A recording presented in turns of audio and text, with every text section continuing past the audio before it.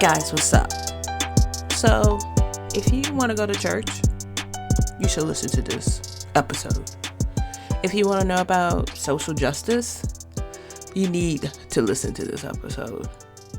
Originally, I usually write out what I'm going to talk about, and every time, this is like the third time I'm listening to this particular episode that you're about to hear, I get inspired every single time. So this past time is about social justice and understanding how it applies to architecture, how it applies to design. This episode, Reverend Christopher Tobias went to church, and he wasn't quoting scripture. He didn't have to understand what I mean when I say when he went to church, because he broke things down to a molecular level. Okay, this episode is related to the neighborhood that I grew up in, and I wanted to get somebody who has been there. Like, I've been there as a kid growing up. So what was going on to what's going on now, I have no clue. So he has boots strapped on the ground in the Northwest 1 neighborhood. And I needed to talk to him, and I needed him to say what he said, and for all of you guys to listen. And I usually say that it's short and sweet, because it's, with this intro, it's probably 45 minutes long. I usually say short and sweet. This is short and a full course meal. You will not believe that the 30 plus minutes of the actual episode itself, minus my intro, that you'll want more, because he broke down the community and the problems of the community in a positive light. I just want to real quick also mention the other thing that I was thinking about, architecture and culture. We did go into DC culture and what does that mean? And I asked a couple of generic architecture questions, and gentrification, of course, came up. And he explained why gentrification is bad and what it means, right? And one of the questions I proposed is, what does gentrification look like? Like, is it the construction? Is it the metal panels we love to put on buildings? Like, what is it? And so we discussed that also. It's a delicious episode. And that's all I'm going to say about it. Some other things too. I mentioned in the last episode that I was shortlisted, and unfortunately I didn't win. Another great, awesome podcast. The Lundown. So it's like London, but it's like Lundown. I believe that's the podcast that won Best Podcast. I'm grateful that I was even shortlisted. Like, again, I was totally shocked and totally blessed that I was even shortlisted about that award. But it just means that I have to work a little harder and try again. I don't know if I'm going to try again next year. I feel like the competition will be even stiffer. I shouldn't be discouraging myself. And there are others out there, other awards out there that I will be pursuing, as well as grants. So this podcast winning awards and grants will not cease by any means. I have a great, delicious, other fulfilling meals for you to listen to before the new year. So I can't wait for you guys to hear it. And I can't wait to edit. But again, here's the yummy, yummy episode with me and Reverend Tobias. Reverend Chris, how you doing? Sister! How are you? I'm just well. I'm good. Thank you so much for coming and talking to me this evening. It is my pleasure. I am extremely happy and excited to be here. You know, I look forward to our conversation and engaging in conversation. Yes. So I just want to tell the audience how I found you. I was just Googling. I always look up Tyler House and see what I can get, who I can get. And every time I look it up, I always find new things. And this new thing happened to be you. There was an article from Street Sense Media. This was April of last year. It was talking about the encampment right under the bridge where I think it's Amtrak. Yeah. Yep. Trains run. I was like, I gotta talk to this gentleman. I gotta talk to him. You full of life, you full of energy, you were passionate about what you do. You have been in the Washington Post. You have been in like the Smithsonian, the article that I mentioned. You're just glowing up right now. So again, I am truly humble and appreciative that you want to talk to me and my audience. So again, thank you so much. So when we were talking, you mentioned 2005, you were working at Prairie School and you were the director of community engagement. Can you just tell me how was engaging the community then, if you want, compared to what you do now, your path now? So once again, Mel, let me first thank you and your listeners for having me. It is a pleasure. I enjoy engaging and having meaningful conversation, whether it's in the White House or whether it's in the barbershop, if it's in the alley, or whether it's, at the local carryout while I wait for my 5 wings of rice with my extra mumbo sauce. So thank you. But yes, I started at the Prairie School Community Service in 2005, October 5th, 2005. I received a phone call from a very close friend at the time who was the assistant director. And she said, "Hey, Chris, we have this program coming available." And at the time, I was very active in ministry at Reed Temple AME Church and in and around Prince George's County. I was doing a lot of outreach for Reed Temple AME Church at the time. And I wanted to transition from being in the medical field and physical therapy to social services, social work. I felt that my calling was outreach, and I started at Prairie School. And I got this job, walked in, they hired me. I started 2 weeks later, and I was challenged with running and coordinating a program that was geared at providing mentor services for TANF, eligible public assistant families. So at that time, the community was made up of 90% low-income families. You had the two high-rise buildings of Temple Courts.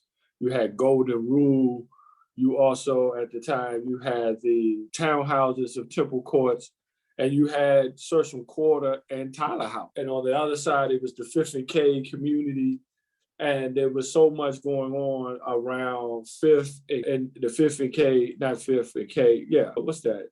Like 6 and K area, where there was male prostitution and all kinds of things happening in that area, drug abuse. And it was a time where the community kind of needed someone to be actively on the ground to help guide and create resources and to lead individuals towards resources that would help sustain their life and create a direction for positive outcomes.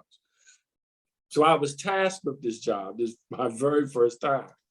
And the level of abuse, poverty, the level of such a high level of unemployment, such a high level of child abuse cases and neglect, CFSA being involved was so high that it was really literally heartbreaking and overwhelming but yet also very humbling. I lived at the time in this gated community in Prince George's County, and I was driving into this community where I worked, and my daughter attended private school. So it was very humbling for me, but I was very passionate. And I wanted to see change because the District of Columbia is my city, it's my birth city, it's where I'm from, it's where I live now, and it's what I'm most passionate about. And at that time, as I was saying, it was 95%, if like 90%, or anywhere from 70 to 90% made up of low-income families living on government subsidies. And now, when you ride through, I have slowly seen the transition from 2005 to 2021 to where it's possibly maybe 30% low-income families, 20% low-income families, and the rest is mixed income. And at the top of that is kind of high income. There are individuals, one individual in particular that I know very personally, who just recently bought a house off First And like, what's that? First in Hanover, near Hanover Street. Mm-hmm. They literally just paid 1.3. Oh, wow. Are you serious? For a 2-story home. But granted, they make 6-7 figures. So they purchase. I know 1 or 2 other government officials that live right there on New York Avenue at First that have paid, like, a couple years ago, maybe 600, 700, 8, anywhere from $600,000 to $800,000 for their home. And those houses are butt up against each other. This ain't single family we're talking about. No, far from it. Some of them are 3-story, 4-story. Well, yeah, they'll do that. Brownstones, so to speak. But yeah, those are the prices there. No yard, like, yeah. No yard. They build a yard, but like no yard to like start a major garden. Yeah. You can't hold. You You don't need a lawnmower to mow anything. anything. No. Yeah. You can't. I can't have my cousins in the backyard. Many of them. You know what I mean? But the community has certainly come through a transition. And it almost appears as if the community that was there that made up the community, it seems like the community is growing around it. Now you have a new Hyatt hotel. Yep, on New York Avenue. You have several new upper-end luxury apartments that start at $2,000. You have new government and federal government buildings. So now you have individuals. I mean, that's just on the left side. On the right side, you have 7. I remember when these condos were being built for $600,000 or $700,000 that are now selling for 1.1 and 1.2. You have high-end restaurants on the left side. The community, that the people or the individuals or the families that were birthed in that community, they haven't necessarily reaped the benefits. But now the community is being built around them and it's squeezing them in. So where even to the point where they could have enjoyed the natural kind of architectural or skyline or the sunlight, there's now the community is being built around them. It's like you don't even see much more sun that you used to because now they're almost living in the shadows. Right. Yeah. Of what's growing around. Yeah. An important thing to note, the community that was 95% poverty back then, they didn't just come on up.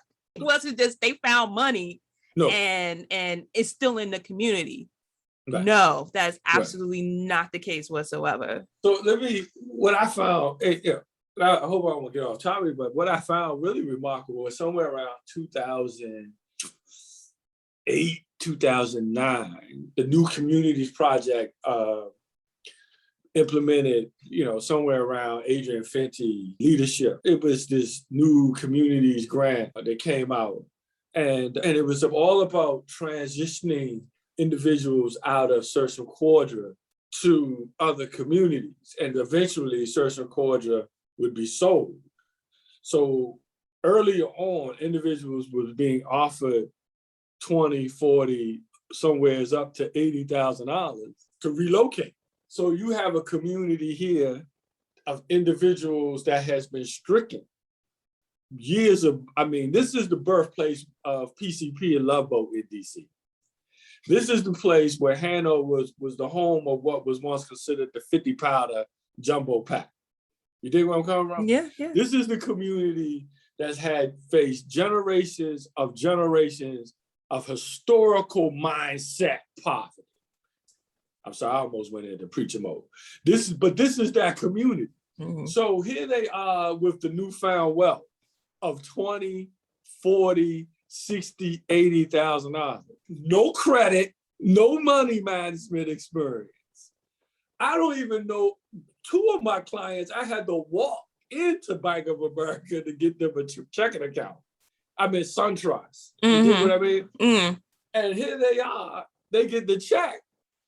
60 days later, new car, new clothes. 6 months later, trips, passport. A year and a half later, need rent assistance.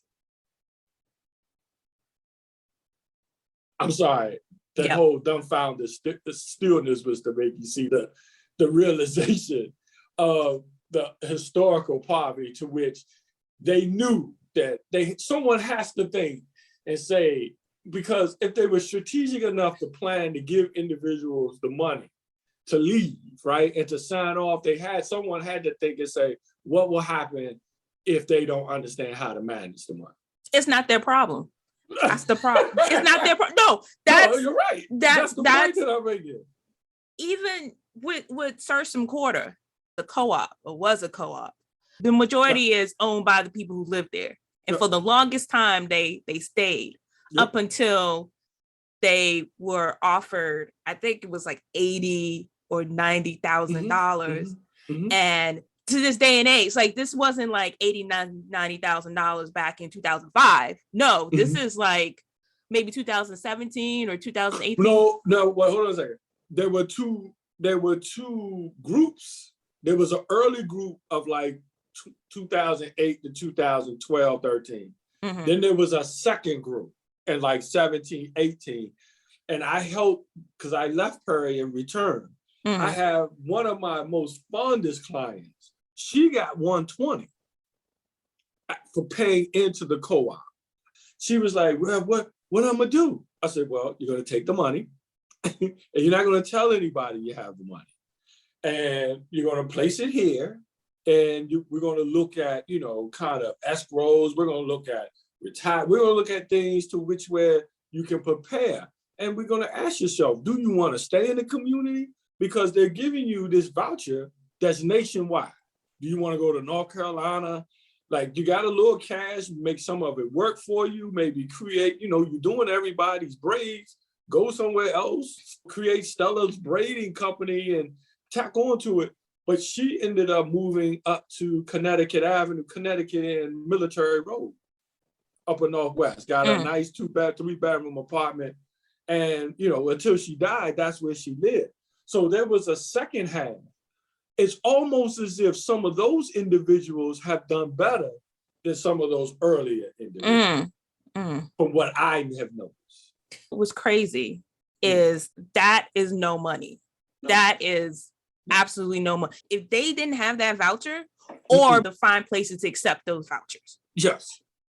And so if she wanted to buy or do another co-op, that 120 is nothing. Not a drop in the bucket. I'm researching the neighborhood. One amazing thing about it, that neighborhood was like drenched in God. Tyler House, well, I didn't know Tyler House was named after Reverend Earl Tyler, who was like, and I didn't know Mount Airy Baptist Church was a developer. I had no idea. A white woman designed Tyler House. And I wondered, how was that dynamic? A white woman, white architect, and a Black congregation designing Tyler House. How did that go about back in the 1970s? And how urban renewal in Southwest, and they did a trial and all that other stuff. How do you feel like all these faith-based organizations have always had an imprint in that area? Like, not just Baptists, you had the Jesuits was the one that did. Yeah. How did that play into what you've been doing? What I have noticed, first of all, Pastor Dr. Larry West right now at Mount Airy Baptist is not only a friend and a mentor, he is just the Mudabi of kind of social justice and impacting a community. I work like hand to fist with Dr. West.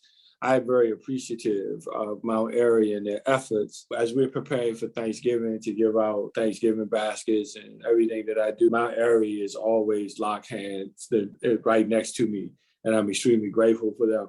But the faith community of just that Northwest One community, but yet all of DC has always played a major integral role of providing for those in need, but not just in need, but creating a sustainable community that was fair to everyone.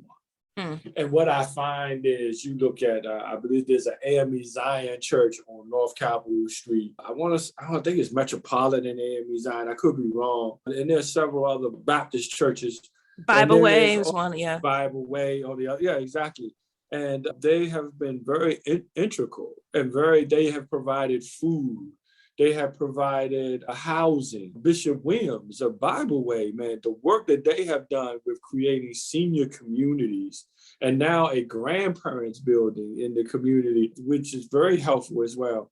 That community, I'm disappointed that maybe to some regard, the faith community does not have a larger kind of, in 2021, more of a political power that it used to. But that's because of gentrification. It is less living in the community and attending those churches with the numbers and the giving power that we once had. Now we have other individuals that live in the community that may possibly, they see church not as a day of set aside for worship, but they see Sunday as a Sunday fun day, or, it's brunch day. Mm-hmm. It's date day. And it's not necessarily worship. So the numbers have changed, which clearly changes some of the political power or clout that the faith community may have in the community, which saddens me and which is disappointing. But you have some, Third Street Church of God, Dr. Sam, the other Baptist church, it escapes me right now. They are still on the ground. They're still on the forefront of change and fighting for individuals, the tent community. I recently had a very, what's the word I'm looking for? Contentious, possibly, conversation with an ANC commissioner.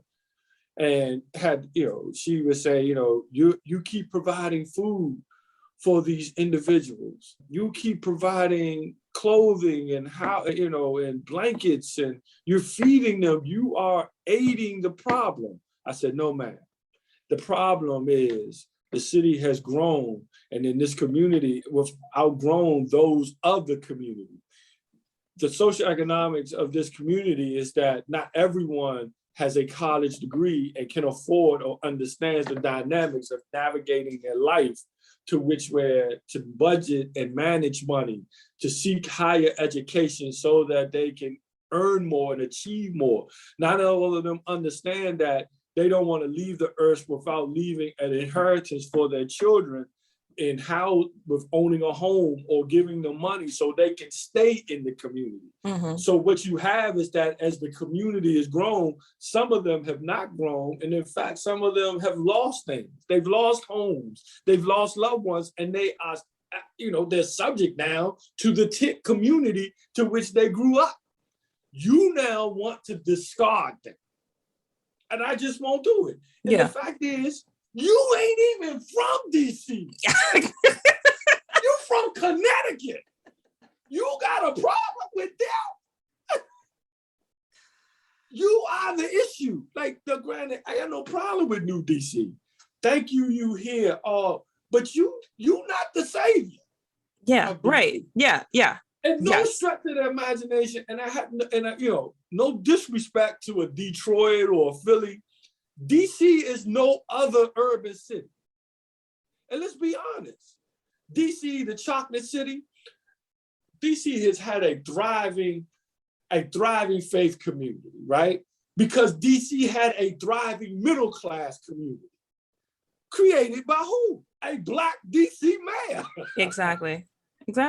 So, they have died off, the children moved out. It created an opportunity, but don't be disrespectful. Mm-hmm. So I'm sorry. No. Sometimes you gotta go to church. That is what has happened. You see, I ask the question often: how do we push back at a greater number? And it requires all of us. At every level. It requires it requires House of Prayer. It requires the new non-denomination. Because you see individuals disabled with no clothes standing on New York Avenue asking for change. Let's be honest now, in the 80s, you never saw that. Yeah. Yep. We took care of each other. Mm-hmm. But it's not as many of us now. Mm-hmm. Yep. Fast forward to the present Mm. and what you do right now, comparing then and now, has anything changed In regards to the people in the neighborhood? I first have to say yes. If you're talking about positivity, for me, working through Perry School over these years, leaving, coming back, volunteer, creating Hands Up, and being in the community, I have seen individuals that may have been my mother's age at the time, they may have been seniors at the time. I've watched their children and grandchildren, my age group, and their children. I have watched somewhat of a transition where you see individuals my age made sacrifices for their children to have education opportunities, that had a desire for their children to be better. So what has happened, my age group that have maybe lived in the community, provided opportunities, used vouchers for their kids to go to different schools so that their child could go off to college, become entrepreneur, and create different opportunities for themselves. I have seen those changes. But unfortunately, there is a target population of individuals that did not understand or could not see the writing on the wall, or did not even believe the effects of what gentrification would do to that community.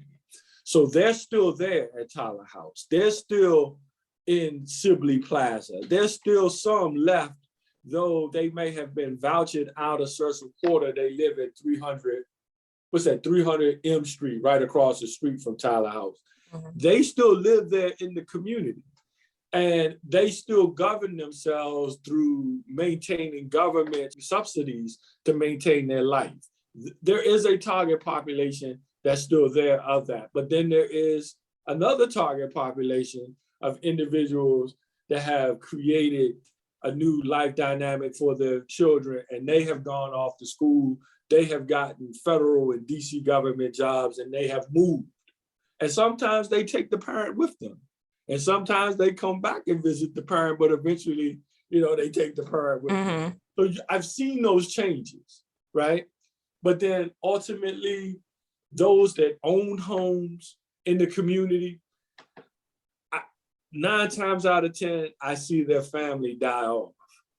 And I then see other individuals move in, buy their homes that are not Washingtonians or look like Washingtonians. And now they have a stake in the community.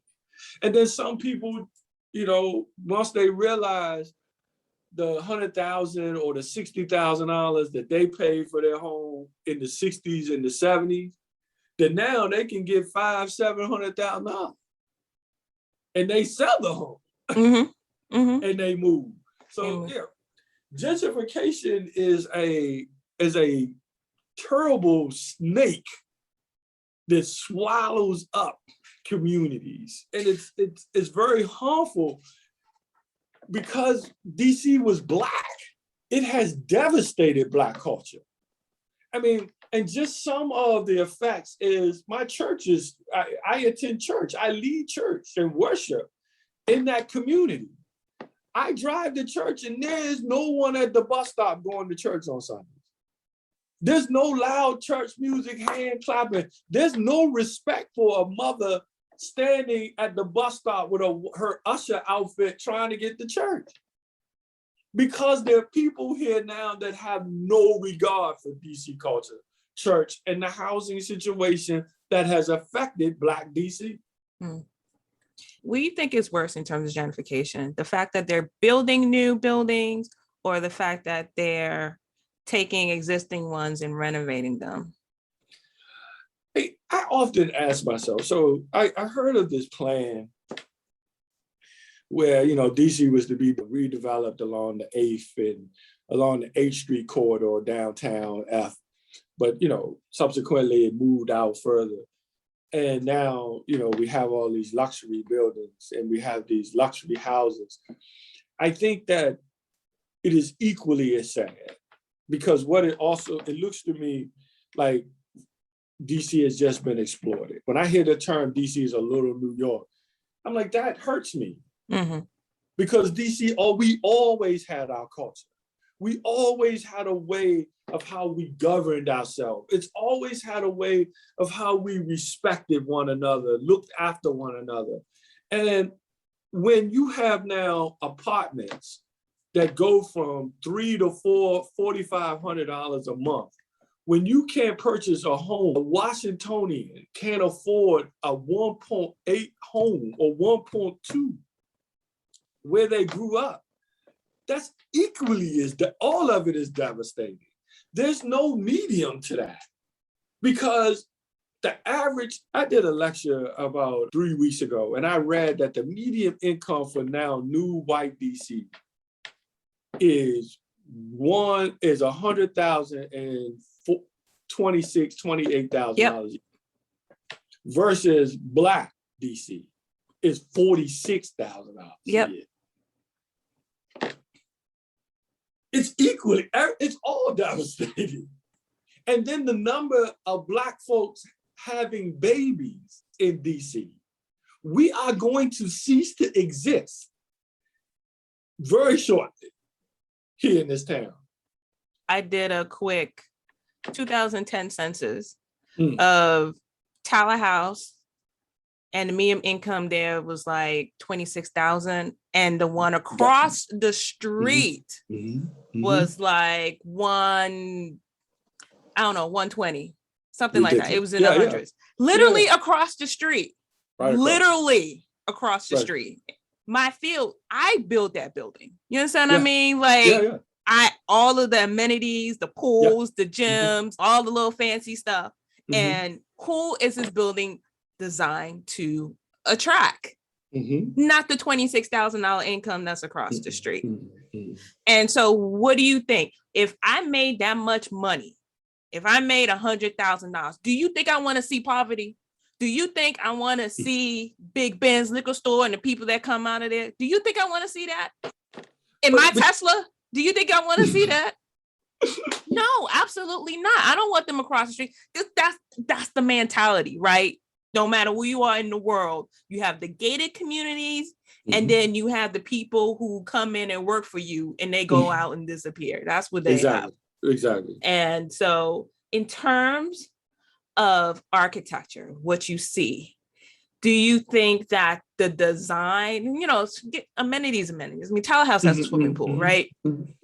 So the aesthetics of it, how you look at it, and it screams gentrification. Oh, yeah. What is it in your eyes that you see it that says that? Is it because it's new? What's the flavor of gentrification, I guess, in terms of a physical? It just looks as if someone can't afford it. It looks as if it's not for me. It looks as if, what do I do? It looks when you gaze with someone, and I've had these conversations. I don't sometimes, beyond the carryout. What's the carryout up the street? Like, folk literally will not go past the carryout because they just sometimes don't feel safe. And not that they don't feel safe from other Black folk that are Washingtonians. They don't feel safe because they don't know if the new folk gonna call the police on them who just moved here. They're not afraid of someone within their community. They're afraid of those that have boxed them in. And what's really funny, the new Washingtonians and the new buildings, they put up walls to separate them, right? Literally. But then they put security measures to keep them out, but then they're using other resources to kind of to put pressure on them. Whenever there's an incident, someone told me, was in the office recently, that on one side of the street where Surgeon Quarter and Tyler House is, they were having a legalized block party. 20 police showed up to kind of shut them down. A house across the street had like a frat-like party, and the police stood there at the door to kind of protect them on First Street. So across the street, stay in here, don't come out. On the other side of the street, we're here to protect you. Like, it just screams like you're not wanted. They tore down Simpson Quarter, but they ain't tore all of the buildings down. No. They ain't tore all of them down. And there's this little patch right in front of where the entrance of Mount Airy is. That little alleyway. That's the Sibley Plaza townhouse. Yeah. Yes. Yeah. So it's literally a gate around it. Mm-hmm. Like, not a cute little knee-high gate. No, this is like, if you hop over it, you can hurt yourself type thing. And right outside of it was DCPD parked. Right there in between. Just there. And people still get murdered. I'm sorry. I didn't mean to cut you off. I asked that question literally 2 months ago. How does the officer sit there? And I love the commander. She works very hard. She does. I have a great working relationship with DC police. But how does one get shot and murdered inside where our community is, and the police is sitting right there on the corner? Consistently. Is it easier to let folk die off?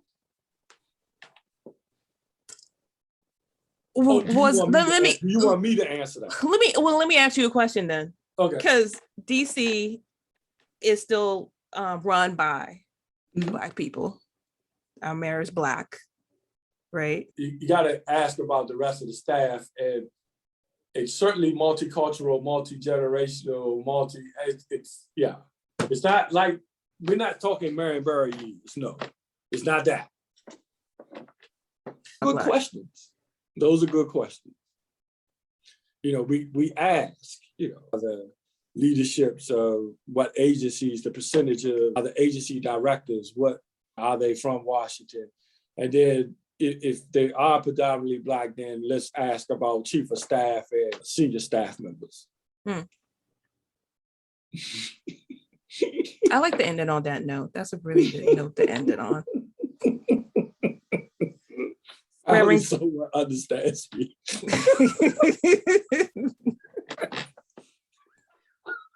Reverend Chris, you've been awesome. Thank you so much for this conversation. We done. I got another hour. Let's go. What? And then your iPad just goes out, and then I'm good. No, that was good. I'm excited. Thank you for having me. Thank you so much. Yes, definitely. All right, sis. Hey, listeners. I have an exciting announcement. I decided to launch a membership program for the show, where you have a chance to support me and the show directly. I love creating the show, and it means the world to me that you all tune in to keep hearing me week after week. But it takes an immense amount of time and energy to produce. I want to keep the show going, and I want to invest in its growth. And I also want you to become a partner with me in this journey. That's why I'm excited to give you a chance to officially become a supporter of the show at glow.fm/archispolly, ARCHISPOLLY, or by clicking the link in the show notes. It's quick and easy. It takes less than 30 seconds and just takes clicking a link in the show notes and using Apple or Google Pay. You don't have to create any new logins, and you can contribute as much or as little as you like. If this show is part of your day or week, and you like what I'm doing, then visit glow.fm/archispolly, all one word, and support me and the show in any way you can today.